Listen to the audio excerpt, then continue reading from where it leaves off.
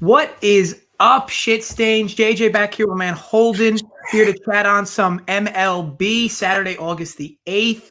We're going to preview the earlier games. The game's running up until 7 o'clock, so I think we have 6 games in there for today. Is that right, Holden?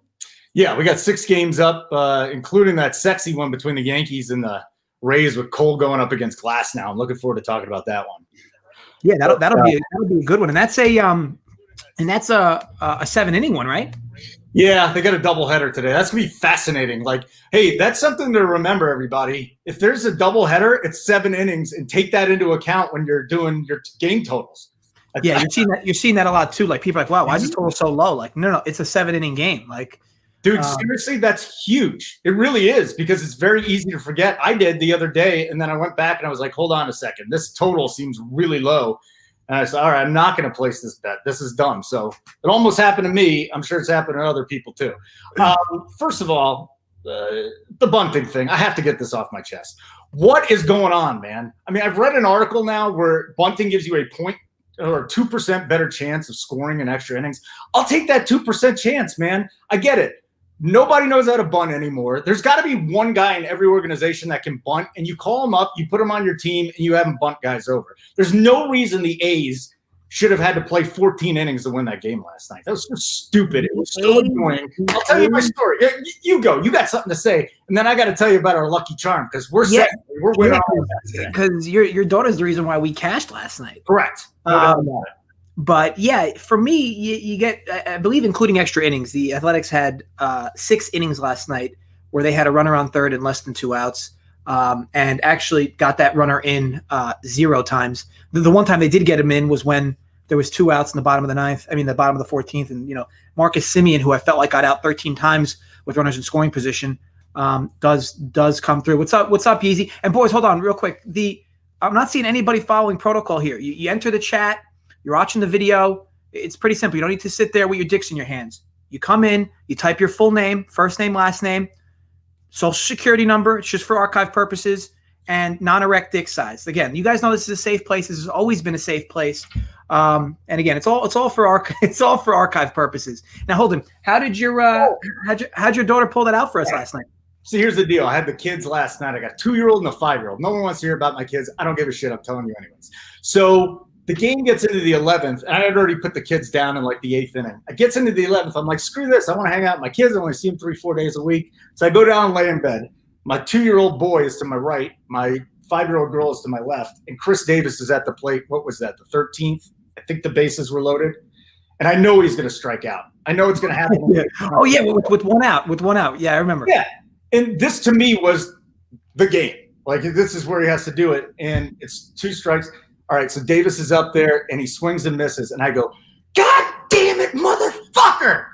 And I never curse in front of them. Never. My son's over there drooling. Like, my daughter goes, what's wrong, Daddy? I was like, oh, I'm sorry, sweetie. I'm so sorry to wake you up. She goes back to sleep. Next inning happens. The fucking Astros. Like, you need to watch my mouth. The Astros put up the run. Motherfucker, God damn it. She rolls over. She goes, Daddy, don't worry. I've got something for you that'll make you feel all better. It's called a llama corn. Right here. Such an alpha move. Llama corn. You've heard of the rally monkey. This is the rally llama corn. This thing is not leaving. As a matter of fact, I'm going to put it up here. It's going to be there until we have to go. I'm so pumped. I gave her a big hug and a kiss. I was like, you did it. I'm not even superstitious. So it was never in doubt. It was never in doubt once that thing, showed. No, I knew it. She's like, here, Daddy. Don't worry about it. Everything's cool. Oh, they got a runner on second. Don't worry about it. So anyways, great to be with you guys today. JJ and I talking some baseball and looking forward to getting all your questions. You ready to get in some games? Yeah, let's go. Let's do it. We got a little Yankees Rays. You want to get to that one first with Cole versus Glass now. Garrett Cole hasn't lost in 19 decisions, which, I mean, that's just because he's great. He's got a nice offense behind him. But you know how bad the Yankees have been at the Trop? They've lost 5 in a row. They have been shut out in back-to-back games, and they've scored 2 runs in the last 4 games at the Trop. I don't know what that means today, but I'll just say this is the sexiest matchup on the board. I cannot wait to watch it. And, as you're looking at the line, I feel like there's going to be a lot of people that are smart that go to the side where you're getting 138 to 140 on the Rays. What do you think about that, JJ? Yeah, so I know that there was a lot that was said that was right and wrong from our preview show, from certain things that went on. I definitely a lot more right. I was happy that we both won our bets. I mean, you hit with the Sox, I hit with the A's. But as it relates to this game in particular, I did say I really liked the first 5 under Yankees Rays last night. I just felt like you're getting that cold Rays team with Tanaka, and then Snell should be able to keep them somewhat quiet. Now here, it's almost like a similar scenario, right? You got 2 good arms again. Obviously, the lower total because they're only playing 7 innings. One thing I'm not sure of, and I haven't looked at this yet. Do they do first 3.5s now for 7-inning games? I did not see first 4s. Are they even doing that? I gotta find my phone. I haven't even seen that. That's a great question because you haven't laid a bet on that either, have you? I haven't done a first. You can always do the first 3 innings, though, right? You could always in the legal sports books offered. A lot of other places don't. But the first 4s, I guess it could be a thing. Either way, if it is, first 5 on FanDuel. Oh, so they're still doing first 5 for the That's 7? Yeah, I guess they still could pull that off. So look, I think you're looking at it like you can get a really good dog price with Tampa. Now the thing is, like you said with Cole, he hasn't lost a start in forever, and you could argue this is a decent number for him. Only have to like 150. Tough game overall to handicap. Very low total. Obviously for the 7-inning game. If I'm going to target any spot though, it'll be the under. Just because both these guys can get themselves out of jams. You saw yesterday, teams aren't exactly swinging the lumber well, and the Yankees really rely on the home run ball. They're not exactly a team that's going to string together a bunch of hits. They haven't done it this year in that regard. They definitely have the home runs to pad the run totals, but they just have not been consistent at the dish. And obviously, the Rays have had their own struggles. If I'm going to lean anywhere, it's going to be under here. I'd assume. So if we're looking at a 6.5, I'd assume what are you getting? The first 5 of 4 runs? Yes. Okay, so I would lean that under. Not first 5 under, not the game. First 5 under, yeah. Because again, now you're only talking a run and a half. And the problem is with these late games with overs, and I don't know if we briefly touched on this either, like something to consider. If it's a close game late, like if it's 4-3 late and your total is 9.5, do realize that like if the team ties the game, there is a very good shot that game goes over now with the extra inning rules, with keeping the runners at second, because you're seeing now games that have no chance of going over are entering extra innings, and then a lot of them are going over. And I think that goes back to the point of these teams aren't exactly doing the best job to, number one, move that runner over, which is extending the length of these games. And when they are moving the runner over, the other team is now all of a sudden remembering, oh, we have to move that runner over now because it's for us to stay in the game, we have to move the runner over. So it's very interesting. It goes back to what you were saying about why aren't these teams bunting? The home teams are only bunting when they have to. Like, I don't understand this at all. Like, and when I say they have to, like if they're down a run, then they're bunting.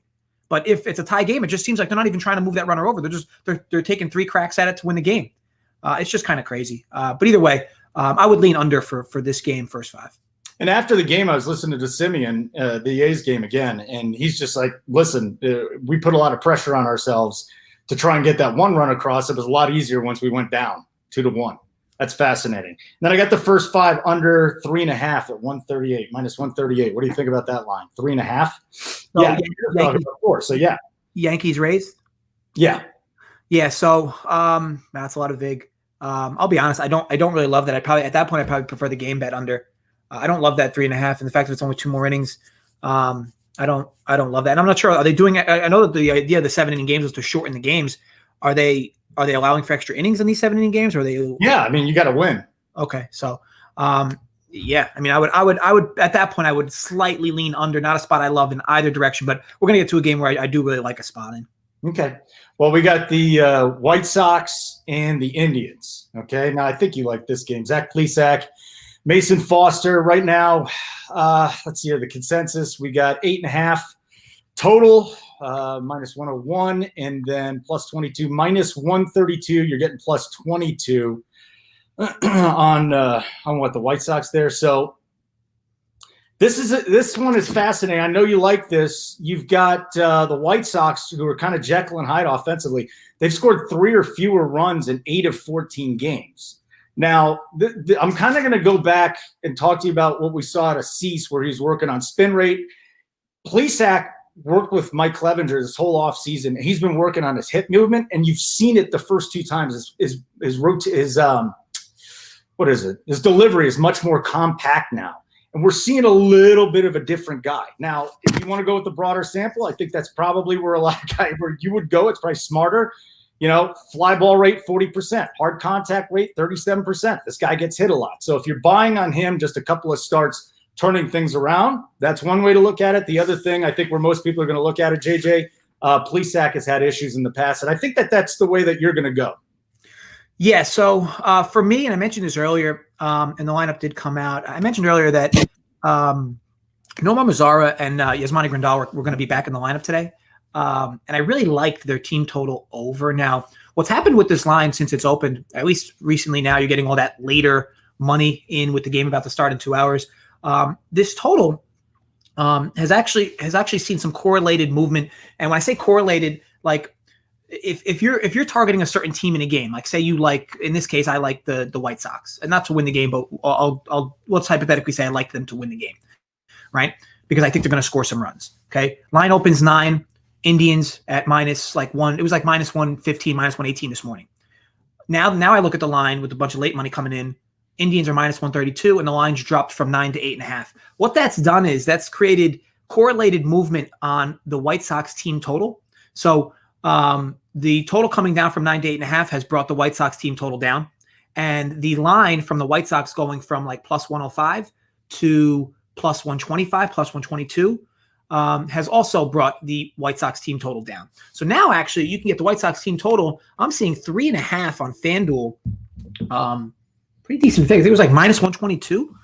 So I actually really like that over because there's a few different things. So back to Plesac. So I'm just not somebody who buys into him. Like last year, man, this dude, and I watched a bunch of his starts too. Like this guy just gets balls roped off him. Like it's not like as much. I know that we kind of exaggerated with the Zach Davies thing. Like it's not as much with Zach Davies, because Zach Davies gets a lot of ground balls and just seems to generate a decent amount of weak contact. Uh-huh. Plesac generates a tremendous amount of hard contact for what his ERA was last year. And now you got the White Sox with a bolstered lineup. Remember, guys, these last few days, these guys like Garcia, Robert were hitting a little higher up in the lineup. Now you got Grandal and Mazar right in the middle of it, right in the heart of that lineup. This is a good lineup top to bottom. And 3.5 is a pretty low total here. I really like this spot for them to score runs. Now, granted, are they going to score 100 runs? No, I'm not saying this game's going to be over in the second inning. It could be, but I think that ultimately it's a low total. And I think that everybody's now kind of buying into this bias on Indians games, unders, especially first fives. Because now I think it's been like 6 or 7 straight first 5 unders for Indians games. And I'm not saying there's anything wrong with continuing that trend, but now you're starting to see it. Like now the public's going from somebody who likes to bet overs for every game to now wanting to bet unders for these games. And you're even seeing it. Like it looks like about 65% of the handle is on the under for an early game. I think about how rare that is. In an early game, people are waking up on a Saturday and they're betting unders. So just an interesting spot to look at from a bunch of different angles. But for me, with the correlated line movement, I really do like the Sox team total over. That's I'm going to go with you on that just because, again, Plesac has changed some things, but a couple of starts this year, he's still having fly ball, hard hit issues. So maybe you got out of some trouble, but I'm with you. And then, you know what? That's fascinating that you bring that up. You're not going to learn that in a lot of places. I mean, people waking up wanting to bet the over, but you're right. This went from 9 down to 8.5. And the Indians' offense is just last in everything. We discussed this the other night. They are horrible, and it doesn't make sense that they could be this bad. Yeah, and I'm not a positive regression. Yeah, and I'm not a trends guy by any means, but I mean, look, if you've been following the first 5 under trends for the Indians, you've definitely increased your bankroll the last 2 weeks. No doubt. Guys, we're going to get to your questions. Ladies, too, if you're in here, so make sure you – what do you want? There's social, there's schlong size, flaccid, and their name. First name, last name. Sometimes the usernames are deceiving, so let's just get it all archived. Get it all out there. All right, Houston. Visiting Oakland again after that long one last night. It opened at 9. Now we got 8.5 -15. You can find it 8.5 -105. And the A's, are the A's heavy favorites here? 140? Really? They should be. Yeah. So it's Framber, Valdez, 6 1/3 innings, an unearned run out of the bullpen last weekend. I like Framber. I'm one of these guys that likes him. And then Frankie Montas. God, this is a good A's rotation. Last night, Bassett, they got Luzardo, they got Minaya, and Frankie Montas, who struck out 17 in 16 innings. Do you have a lean on this game, Houston at Oakland, after the long night last night? Yeah. So this is another call it a human betting angle. Okay. You get a team last night that on the West Coast plays a game basically up past 10:30 Pacific time. And then on a short turnaround, we'll have to go to sleep, wake up for a 1 o'clock turnaround game where you could probably anticipate 1 to 2 guys getting sat on these guys' teams. I'm not going to say 2, maybe 1. And also, you get a bit of those heavy eyes. Like you see this often where like maybe a team on the road has a late game. Maybe they get stuck in an extra inning game, like a 15-inning game, and then have to travel on the road to play a game the next day at 7 at night. And so you're just talking jet lag and everything. Now you're not getting jet lag here by any means, but you're definitely getting a shorter night's sleep for these guys. And I think, it's a situation where your pitchers were probably let home early. And what you're looking at is a total that's, I think that obviously the total came down. It was 9 for like 3 seconds. So don't be so concerned that it came down to 8.5. I would definitely lean the under first 5, just because again, I think you get that like heavy eyes kind of thing from these hitters. And you saw last night, like these guys really struggled to get overall hits. Ultimately there was the home run ball on the one end, and I think a squeaked run early on by Houston, but just all factors considered, and you're getting a really good arm with Montez, not a bad arm by any means with Valdez. My lean would be under, or you could lay the half run with Oakland here, just because they have so many good righties and they're getting a guy from the left side of the plate here. But if I'm going to bet the game, which is just not going to be a side I love in any scenario, just because the total is low for these bats, but it would definitely be under for those reasons I just said. Okay, very good. Houston and Oakland. JJ looking under there. We have Detroit and Pittsburgh.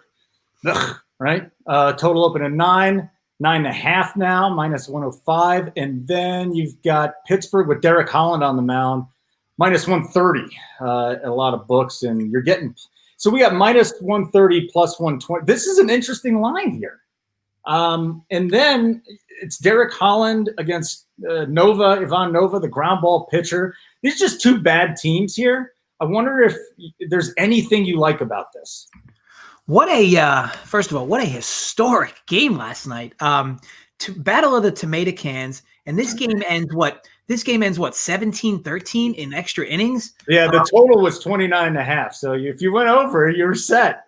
Yeah, it's a shame if you bet the under 32.5, you actually lost. But it was what a fun game. I mean, ultimately Pittsburgh, who hasn't scored like more than 5 runs in like 3 games or this year, they score 5 runs in the 8th and 9th to tie it. Just a wild game.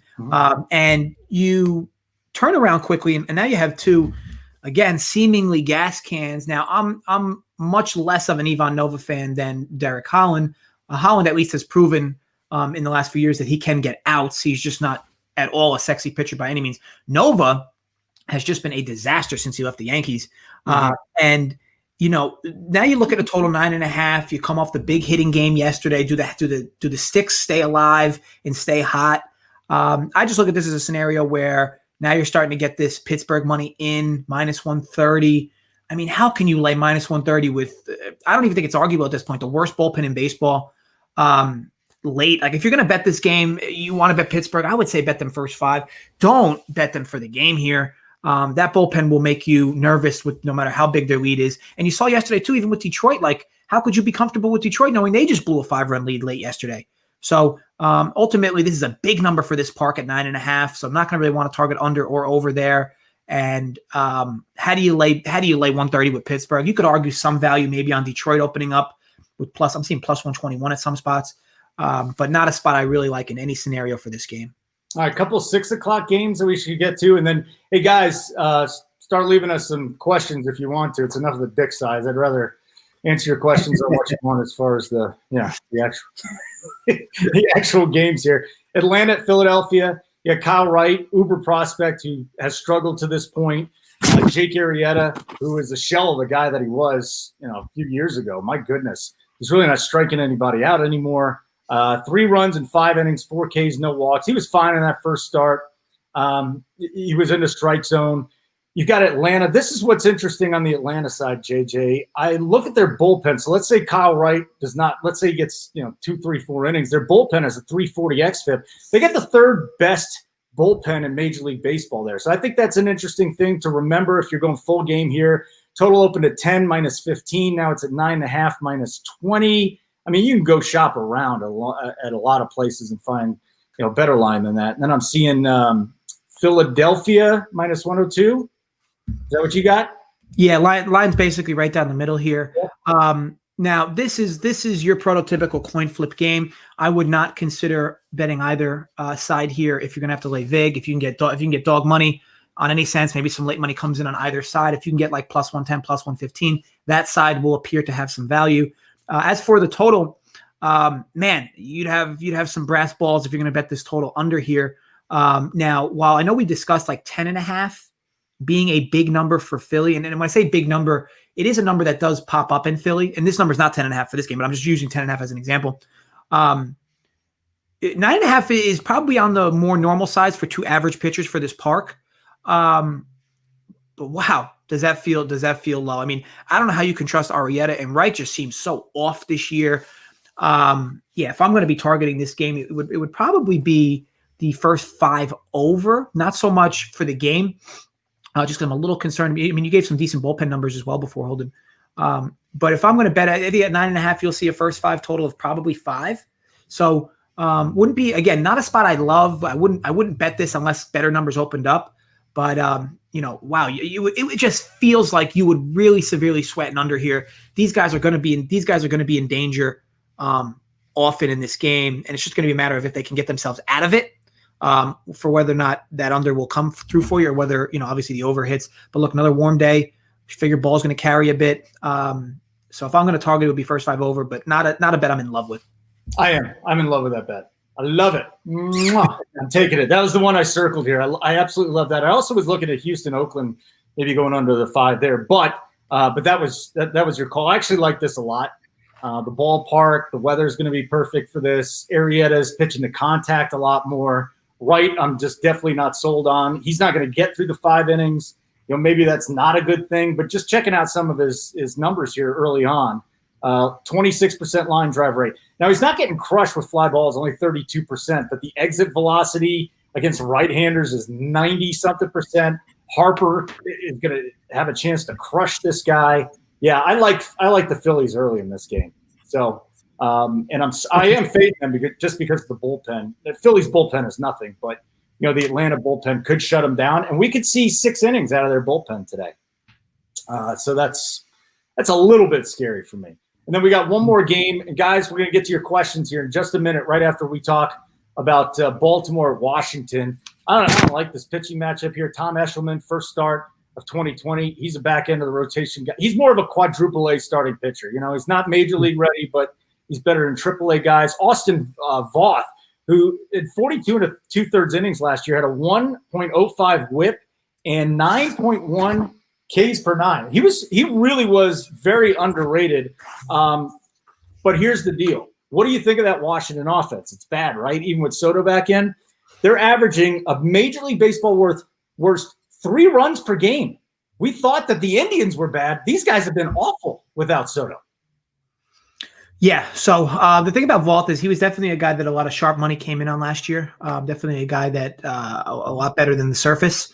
But interesting here because when we talked about the Washington game on the preview show for Friday, like we said they shouldn't, because we didn't have a true line for it yet, but we said like in no way, shape, or form should they be that number versus anybody right now. Like they're just not hitting. And now here you turn around again, and once again they're hanging another 180 number up there.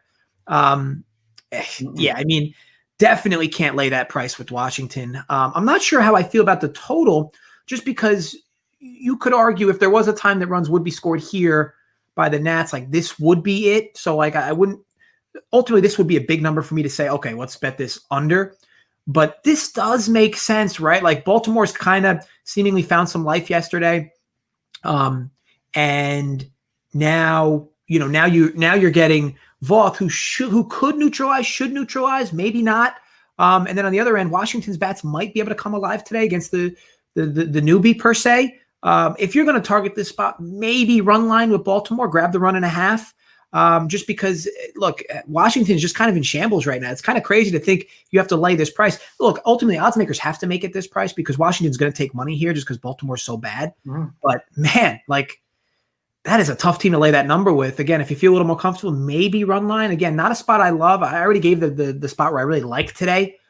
This, again, is not really one of them. But, yeah, if gun to my head, it would probably be run line Baltimore. No, don't even do it. Don't even bother, right? Why are we going to bother with that? And then there's Eshelman, who had a nice little outing against Miami. Just gave up a run in 3 1/3 innings, but this should be a day where the Nats bats get going, but we just haven't seen it yet, And this is also going to be a situation where the weather's going to be perfect. You play in Baltimore or Washington during the summer, the ball's going to fly. I mean, you got humidity, which for those of you that don't know, makes the air a little bit lighter because all the molecules are bouncing back and forth. It's crazy. Then when it's really warm, everything's good. But that's just the way it is. So those are the games that we got. So your big one is what? The Houston. I like the Sox at the price. That's right. And I got Atlanta Philly over in this game first 5. It might even pay off to just go Philly over at this point, team total. But I didn't have that when we came in, so I won't go with it.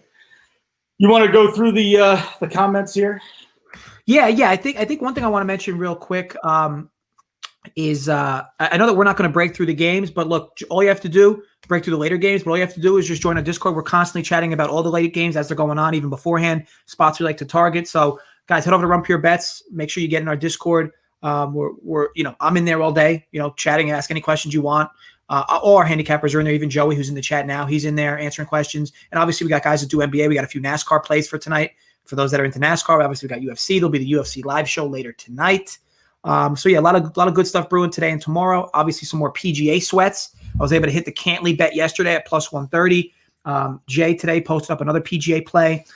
So yeah, just kind of trying to fire on all cylinders for all sports. And then of course, there's good old Big T who drops in and drops the big ball hammer with 10 plays. So things you love to see. And who knows, if we're really lucky, maybe Big T will drop a horse play because that's what he does for occasionally too. So either way, all in good fun. But make sure you join our Discord because a lot of betting action being talked about in there, all the time. You don't bet horses, do you? So I bet the Triple Crown. Okay. Religiously for like the last 10 years. I've done a video on a few of them now. I mean, I was at I know you've been around. You're kind of worldly in a sense. Jersey, I was getting taken to the Meadowlands when I was 5 years old and like still in diapers. Actually, I'm still in diapers today, but I mean, I'm 5 years old. I was getting taken to the track in diapers and my dad was just basically like, yeah, circle who you like, kid. It was just one of those things where it's like at a young age, that's kind of what you get taught around here. Yeah, I right around the same age. I went to Belmont because we used to go out there. Then my dad choked on a pretzel, from what I remember, and then we had to leave. So it was an experience, and that's why I hate horse racing. But no, you're always like, don't tell the truth about why you don't like. I think they treat the horses like shit, and they keep dying at Santa Ana. So I don't like it, man. Yeah, you call me just a little, snowflake on that, but I can't stand it. I don't like that. They're mean to the horse. Yeah, I mean, it's definitely not for me. I'm more of a highlight guy. Like when I'm in Florida. Oh yeah, really? I love highlight. Yeah. Well, how do you bet highlight? You know what it is? Like I've enjoyed it when I used to get taken there when I was like a teenager. I mean, I couldn't bet obviously, but like just going there and seeing it with my pops, like I loved it. I mean, I didn't spend a lot of time in highlight, but I loved the angle of it. I love that like it's so fixed. Like but it's so fun. Like it's just there's nothing like it. These guys whipping a ball at 200 miles an hour off a wall. And like you just know it's fixed. Either way, I don't know. It's just to me, it's great. It really fixed. Like they just go into it. I don't know how much of highlight you've watched, but like that sport that has to be fixed. I drove by like Little Havana one time in Miami, and I saw some guys playing. I was like, that looks cool. That has to be fixed. That has to be fixed. I don't know. What do we got here? Is it too early for White Claw, Chris? It's never too early to drink. That's all I can say. Right? Like, what's the earliest that's wrong to drink? 7 in the morning, 8 in the morning? When's your first drink usually, JJ? I mean, I'll be honest. Like, I'm not a big drinker, despite what my Nashville really? story. You're not a big drinker? Yeah, I mean, if anything, I think I proved I'm not on a big Yeah. But yeah, I mean, like I said, I'm somebody who will sip on a White Claw here and there and drink some wine or rosé. But for the most part, like me right now, this is where I'm at, the macchiato life. And like for me, I'm practically like holding like my shit is like halfway out. It's like a turtle. So I'm kind of like on edge right now. I'm like shaking the legs. You want to go? Soon as this video is over, I'm just gonna grab a tight hold of my ankles and grab the rosary beads. Like just kind of hope everything goes all right. All right. You're like, okay, all right then. Thank you, Yeezy. He liked my story about the llama corn. What else we got here? We just got a whole bunch of people talking trash. That's about it, man. Oh, and Joey Works in here. How about that guy? How about that guy just crushing baseball so far? Yeah, he's been great. God. He's been great. What a start. Now, I know I got a question on live betting option. What's the best way to catch a middle to ensure you profit either way? So that's a bit of a loaded question, but I will tell you this. It depends on the sport, okay? I'll take the easiest sport to arb, which is NBA, okay? NBA is a sport that's built on runs back and forth. I think it's pretty common knowledge at this point. But, you could literally go to basically any NBA game, almost any NBA game. It is so rare that a team wins wire to wire covering a spread. So let's say a game is such and such team -4. Okay. Unless that team literally gets out to a 10-0 lead, 10-6 lead, 10-4 lead, whatever, and then literally never looks back. Like the other team is never within 6 or 7 points. Other than that, you are going to be able to arb every line. And again, you see it all the time. Like the NBA is built on 8 to 10-0 runs. It just happens throughout a 48-minute game. It just happens all the time. You see it. You even see it in the college level, but just not as extreme. NBA is just so extreme. 8-10-0 runs, quick timeouts. Teams get into a little bit of a flow. They get a little bit of momentum. It's been a lot better when you have the crowd on their side, especially for home teams. But either way, like you're gonna arb a game like NBA. If there's a game you want to target, just tell yourself like, you know what? I'll just wait to get a better live number. And granted, there'll be these small occasions where you'll kick yourself because the team will win wire to wire. But I can promise you, it is so rare that when it happens. So like if you want to bet a team today -4. Watch the game, see if you can hit it live. Now, granted, I know a lot of you would just like to make bets, kind of go back to your everyday lives to do whatever you're doing personally. But if you're somebody who does enjoy watching games and it is somebody who can get down live bets, a lot of NBA games, you can find yourself with +200 on both sides, like throughout a game. Like, so, and even +150. Like, and again, if you get two sided with dog money, like the game's over. You've already won. You've picked up half a unit or, however you want to do it. And you could even middle games with points. So like if you took a team -4. And now that team, call it at halftime is now -14. You can slam back to the other side and get +14. And then you have that 10-point middle, 4 and 10. You can hit both bets and you're not going to lose. The only thing you'll lose is the VIG. So just something to consider with NBA. As for baseball, baseball's a little trickier, especially as the game goes on, because if you're talking about arbing a game in baseball, if you're going to arb it, I would say arb it early, because the later the game goes on, it's very difficult. You're running out of outs. Okay. So it becomes very difficult. Don't get me wrong. The odds will accommodate you there, but you are running out of outs. So if you want to bet like the Dodgers, and Holden, we've discussed this before, like you want to bet the Dodgers, but you don't want to lay 250. Then you look at the game. It's the third inning. Dodgers are down 2-0 and they're about to bat. And now you can get them at -110. Why not jump on? At least you're getting a better number. Now, my issue with people who live bet is you should make it a rule of thumb and stay disciplined to this. Never live bet a number that was worse than the pregame number. Okay. We kind of fall into traps like that sometimes, right? Where like we want to, we see teams playing really well. We're like, oh damn, this team's playing. I know this team was a 5-point dog, but wow, they look so good. I'll lay 3 with them right now live. Why would you do that? You missed the opportunity. You missed your opportunity. If anything, there was value now on the other side. Again, granted, sure, in small samples, there could be anomalies that make sense. But if you're going to live bet, one of the main rules about live betting is do not get a worse number than you could have got pregame. I also think it's interesting. We were talking about the extra inning thing, and I think you can get an edge there, but it's so difficult to predict a game going to extra innings, right? Oh, yeah. At some point, there has to be some itty bitty edge, and I noticed this because the extra inning games, you'll get one run, and they'll keep going over. That's right. Here's something else I've noticed from the extra inning games is the home team is going to have a runner in scoring position. I feel like the books really have not taken that into account as much to this point. I don't know why, because every time, like last night, who was it? The Astros went out, they scored a run, and all of a sudden, boom, like the line goes to like 2-something. I'm saying to myself, all right, so they got a runner on base still. That's fine. But at the bottom of the inning, the A's are going to come up with a runner at second. So why not at least take a shot on that? I think extra innings is really interesting if you're leaning toward the home team.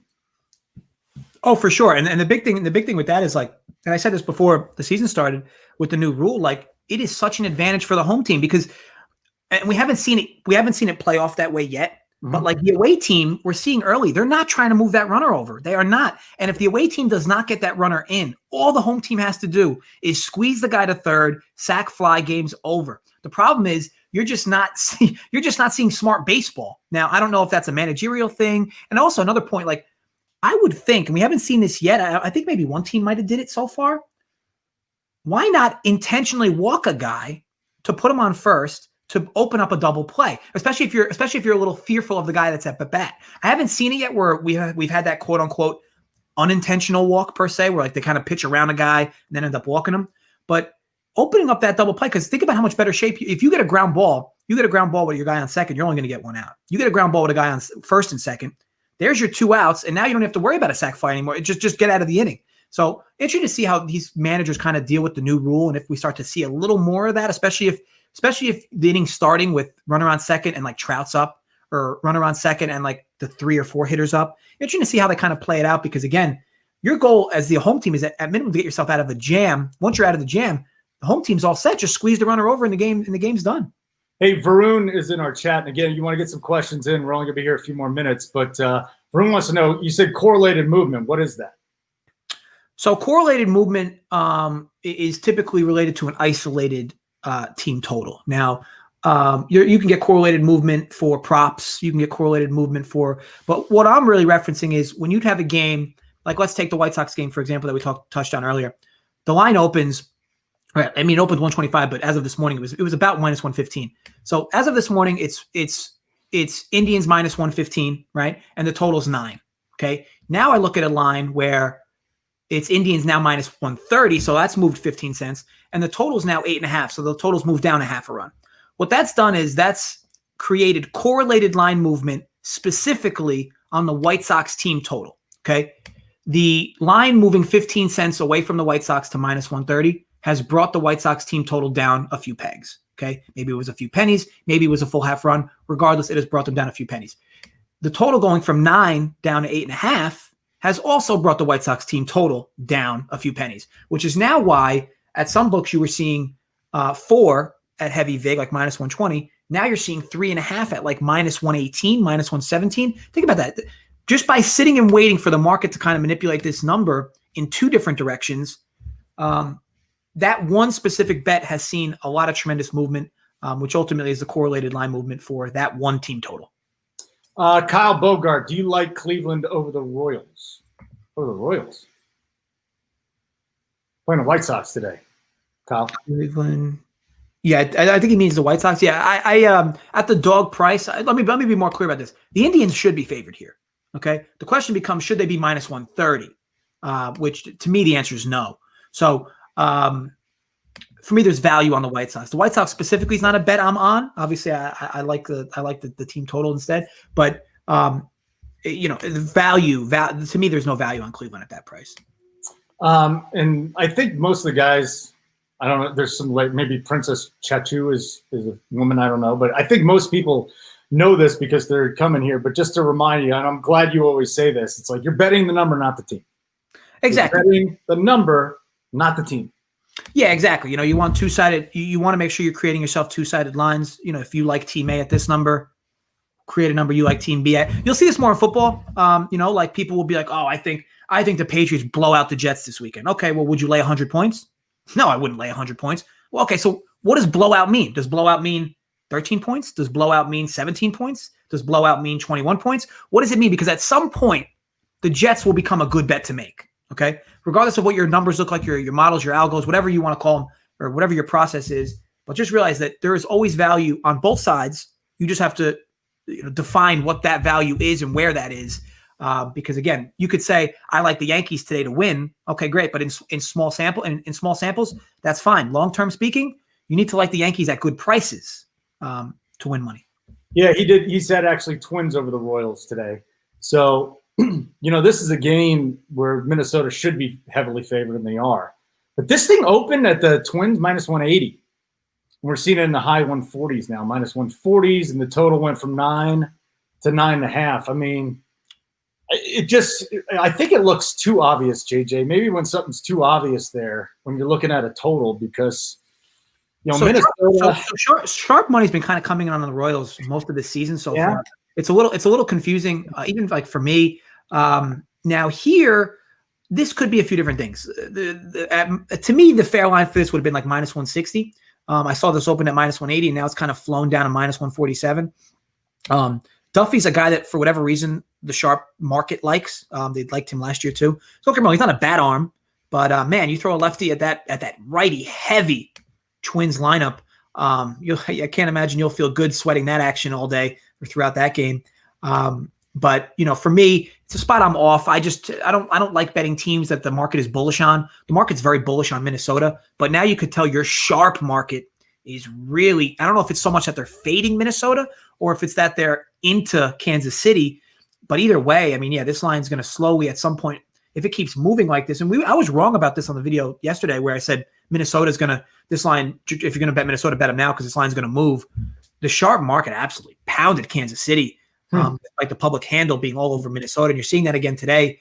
Public handle or the public bets, Minnesota. The handle, though, much heavier in favor of Kansas City. So interesting to see how this plays out. But yeah, keep that in mind that the sharp market per se has liked the Royals this year thus far.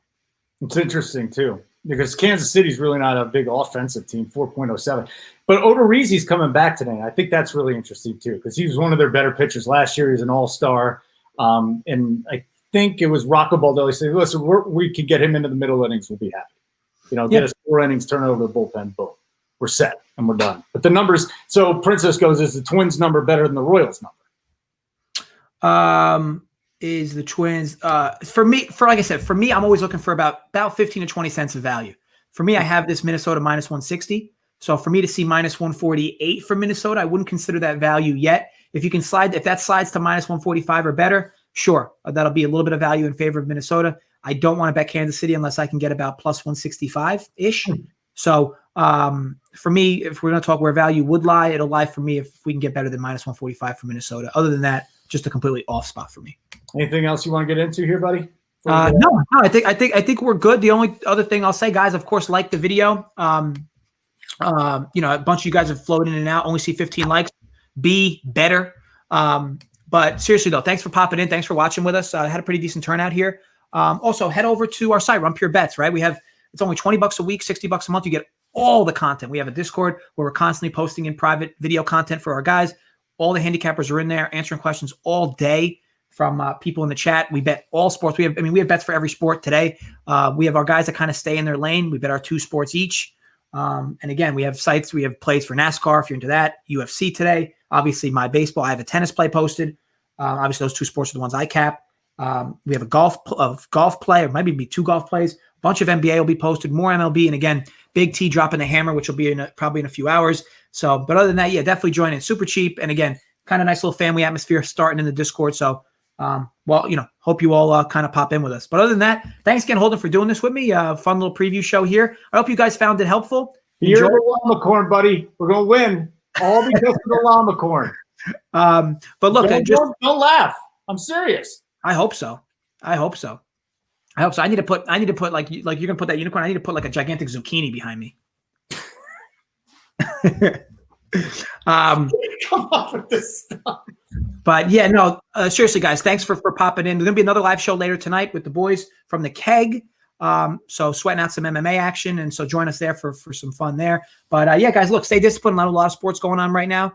So bet within your means. Definitely never going to promote any type of crazy gambling here. But look, let's all win some money tonight. Stay safe, and thanks again, everybody, for popping in.